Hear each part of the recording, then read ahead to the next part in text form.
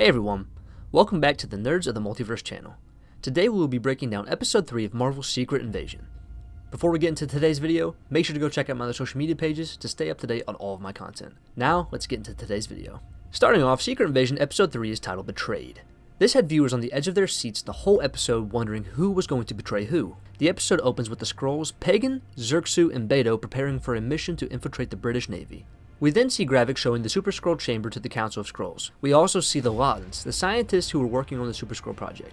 They could potentially be Skrulls using the bodies and minds of the Latins, though. It's kind of ironic that, with as much hatred that this group of Skrulls has for humans, they appear to be using our knowledge to be able to create Super Skrulls. So in a way, we aren't as useless as they would like to think we are. Without us, Gravik's plan wouldn't even work. In this scene, Gravik finally mentions the words Super Skrulls. For those of you wondering what a Super Skrull is a Skrull who possesses the appearance and powers of enhanced beings. For a little more background, you can go check out my previous video. We find out what Gravik's British Navy infiltration plan is about. He wants his men to impersonate naval officers aboard a submarine. Once in the correct position, he wants the submarine to attack a United Nations plane. This would cause a huge problem amongst countries, causing us to possibly start World War III. As we later find out, this is one of the betrayals of this episode. We then flash back to New York City in 1998, 1 year after Fury meets Gravik in Brixton. This is also 1 year before the scientist Maya Henson introduces the idea of extremists to Tony Stark on New Year's Eve. As we found out in the previous episode, extremists are one of the species that the Skrulls are harvesting for their Super Skrull experiments. Young Fury walks into a coffee shop and orders a coffee while waiting for someone he is meeting with. This person turns out to be Vara, the Skrull who introduced Fury to Gravik in 1997. And she has taken form of the woman who we came to know as Fury's wife Priscilla Fury in last week's episode. So it is confirmed Fury knows that his wife is a Skrull. Vara gives Fury an envelope and she says this should put Dreykov's men on their heels, referring to General Dreykov who appeared in the Black Widow film. He's the leader of the Red Room and the father to Taskmaster. Now, we don't know for certain, but this information could be what leads to Natasha's Budapest mission where she targeted Dreykov. She intended to kill him with a bomb and she ended up disfiguring Antonia Dreykov. We then go back to the present where Fury and Priscilla are making breakfast. Once again, Fury is wearing his glasses. These are the ones he used to see infrared markings on the bomb backpacks. If you notice, he constantly wears these when he is having important conversations. Perhaps the glasses have other abilities, such as monitoring someone's heartbeat to see if they are lying, or having a microphone in them to pick up conversations that other people are having. This would be pretty useful when trying to gather intel, or trying to figure out if someone is lying to you about being a Skrull. Fury asks if Priscilla has been in touch with Gravik recently, and she doesn't answer. This probably gives Fury his answer. Priscilla proceeds to lecture Fury about leaving her to be a widow in his absence. She grieved his loss when he was dusted away in Thanos' snap, but she became very upset with him after finding out he had returned and chose to go away into space for several years instead of being with her. She gets a phone call and Fury turns away from her, perhaps to pick up who's on the other end of the line with the microphones at the ends of his glasses. I'm just saying, possibly the voice of James Rhodes! More on that later. We then see Gravik questioning Gaia on how the cops knew about the safe house. As we see in last week's episode, she tipped off the police during their attempt to save Brogan from Fallsworth. This got pinned on Brogan, and it appeared that he gave up the information to Fallsworth while she was interrogating him, and she was the one who called the police. This led to Brogan being killed. Gaia says she would lie before giving up information, and that she is a good liar. Gravik and Gaia head to London for a meeting with Talos. Gravik and Talos meet at an art gallery. Talos wants there to be peace amongst the humans and the Skrulls and attempts to reason with Gravik, but to no avail. Gravik then mentions a threat towards Gaia and Talos grabs him. When this happens, every person in the gallery is revealed to be a Skrull and they all take the form of Gravik. Gravik thinks all humans are naturally evil, but Talos tells Gravik, You don't understand the first thing about humans. They're at their most formidable when they're threatened by a common foe.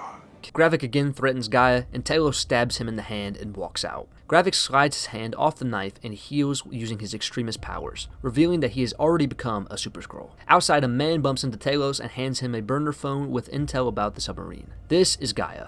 The man runs away when Gravik is coming outside, and when Gravik reaches the car, Gaia is standing there waiting, and the old man she impersonated is standing behind her. It was pretty smart to shapeshift into someone who is still in the area. Fury and Talos meet up. Fury says that he has some intel about an upcoming operation involving the British Navy. This could be the intel he overheard Priscilla talking about on the phone. Fury calls Fallsworth for some more intel. As Talos and Fury are headed to stop the launch, Talos says he is the reason why Fury made it so high up in the rankings of S.H.I.E.L.D., claiming that without the Skrulls' help, he would not have pulled off as much as he did. Talos poses as Bob and infiltrates the home. Fury takes out the Skrull guards outside. This is where Fury tries to get Talos on their comms. Come in, Talos. Sorry, Nick. I was busy kicking Bob's ass.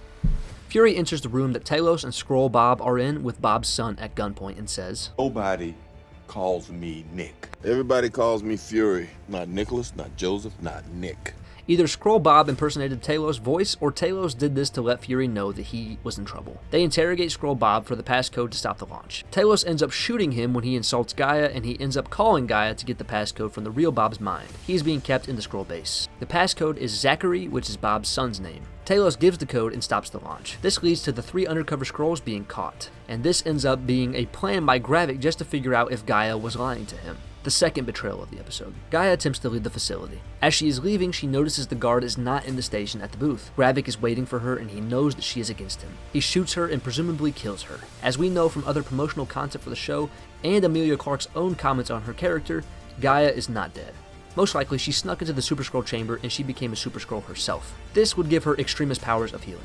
It also has been reported that Emilia Clarke has signed on for at least 3 additional projects post-Secret Invasion. We then end with Priscilla going to the bank where she opens her security box. She takes out a gun, possibly to kill her husband with. This is where she gets a phone call.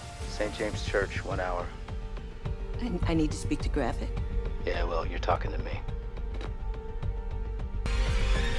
Yes, we just heard the voice of James Rhodes. Rhodey is a Skrull. This makes us wonder, how long has he been a Skrull? He made it known in the previous episode that he has been aware of their existence for at least 15 years. There's no way he has been one for this whole time. If so, it would definitely take away from the scenes of him mourning the death of Tony. So hopefully it's just been for a short amount of time. We definitely had a clue about this because he refers to Fury as Nick during their conversation where he fires him. That's what this moment right here, right now is about, Nick. One thing is for sure, episode 3 left us with so many different emotions and definitely some questions that will hopefully be answered in next week's episode.